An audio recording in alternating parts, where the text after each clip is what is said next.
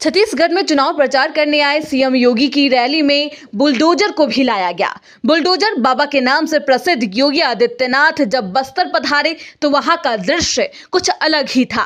योगी आए और उनका सबसे बड़ा हथियार और माफियाओं पर कहर बरपाने वाला बुलडोजर ना आए, ऐसा कैसे संभव है? देखिए किस तरीके से बीजेपी कार्यकर्ताओं ने सीएम योगी के आने पर तैयारियां की और क्या कुछ कहा। अगर भारतीय जनता पार्टी की सरकार बनती है, योगी आदित्यनाथ जिन्होंने उत्तर प्रदेश में जिस तरीके से उन्होंने काम किया है, जितना माफिया राज थे, जितना ज़मीन के मामला में हड़पते थे, उनको सबको जितना निपटाया और अवैध कब्जा करके रखे हुए थे, जहां बड़ी बड़ी बिल्डिंगें बनाए थे जो कि अननेसेसरी रूप में। और इसी तरह अगर हमारा भारतीय जनता पार्टी की सरकार छत्तीसगढ़ में बनेगी, माफिया राज खत्म करेंगे। योगी आदित्यनाथ जिस तरीके से काम करते हैं उसके ढंग में हमारे छत्तीसगढ़ में काम होगा। मतलब योगी आदित्यनाथ की धमक जो है वो छत्तीसगढ़ में भी देखने को मिल रही है।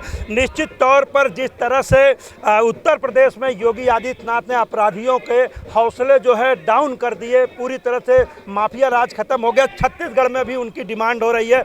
ये जो बुलडोजर खड़ा हुआ है इसका क्या उद्देश्य है? क्या छत्तीसगढ़ में भी माफिया राज खत्म होगा? बिल्कुल बिल्कुल बिल्कुल सही बोल रहे हो आप। जैसी अपना सरकार आती है यहाँ पे पूरे जितने भी माफिया राज है खत्म हो जाएगा। इसलिए उनको वो दिखाने के लिए योगी आदित्यनाथ जी को हम यहाँ बुलडोजर को खड़ा किए हैं।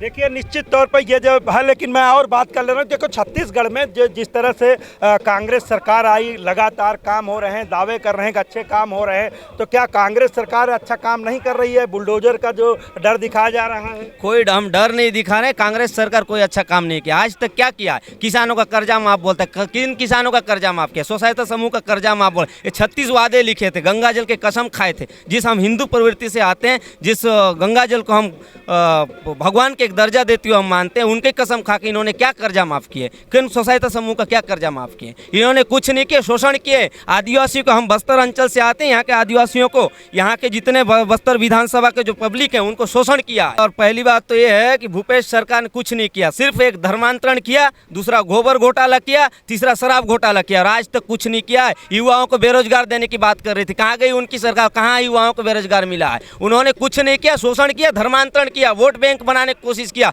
लेकिन यहाँ के लोग ये निशानी है कि अगर भारतीय जनता पार्टी की सरकार छत्तीसगढ़ में आएगी तो इसी तरह से माफिया राज खत्म होगा और यहाँ भी बुलडोजर चलेगा। तो देखा जा सकता है कि योगी आदित्यनाथ की धमक छत्तीसगढ़ के बस्तर में भी दिख रही है।